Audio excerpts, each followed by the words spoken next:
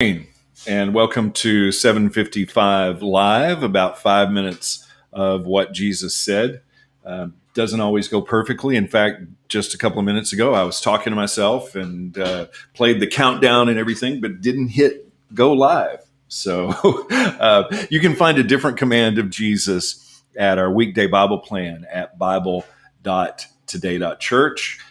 There is a different command of Jesus every weekday there, and also several resources for you to just read the Bible together. Also, if this is meaningful to you, it really helps if you like it, if you share it on Facebook. It just really makes a difference. So appreciate all of the encouragement that we get, and it really means a lot to me when you like it and share these Jesus says. Today's soundbite from a command or teaching of Jesus is from Matthew 25, 35 through 36. Good morning, Malcolm. Thanks for checking in. Jesus said, care for the sick. Verse 35 of Matthew 25, Jesus says, for I was hungry and you fed me. I was thirsty and you gave me a drink. I was a stranger and you invited me into your home.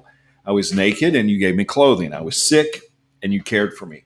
I was in prison and you visited me. Just last week, we talked about visiting prisoners as just one of the basic commands that Jesus gave us.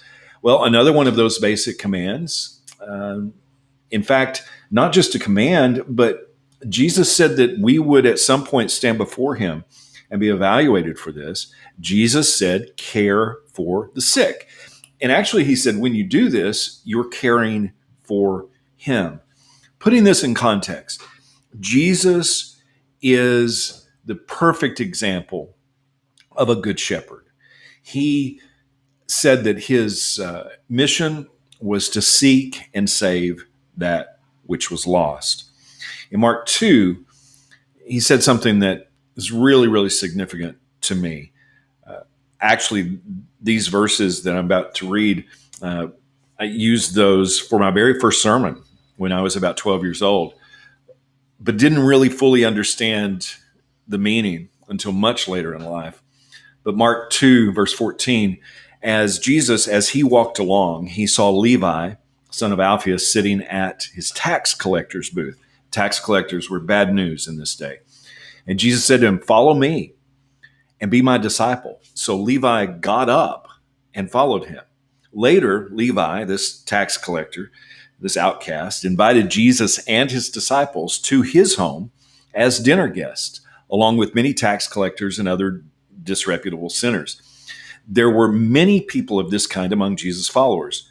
But when the teachers of religious law, who were Pharisees, saw him eating with tax collectors and other sinners, they asked the disciples, why does he eat with such scum?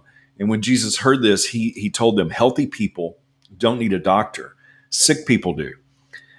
I've come to call not those who think they are righteous, but those who know they're sinners. That's a good shepherd.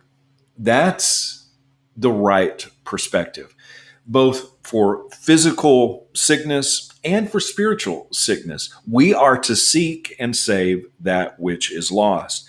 I was reading earlier this morning from Exodus 34, where it's prophetic about bad shepherds. Jesus is the example of a good shepherd. But in Exodus or in Ezekiel 34, it's talking about what a bad shepherd looks like. And this, in verse 4, is what it says. You have not strengthened the weak, healed the sick, bandaged the injured, brought back the strays, or sought the lost. But with fierce or force and harshness, you have ruled over them.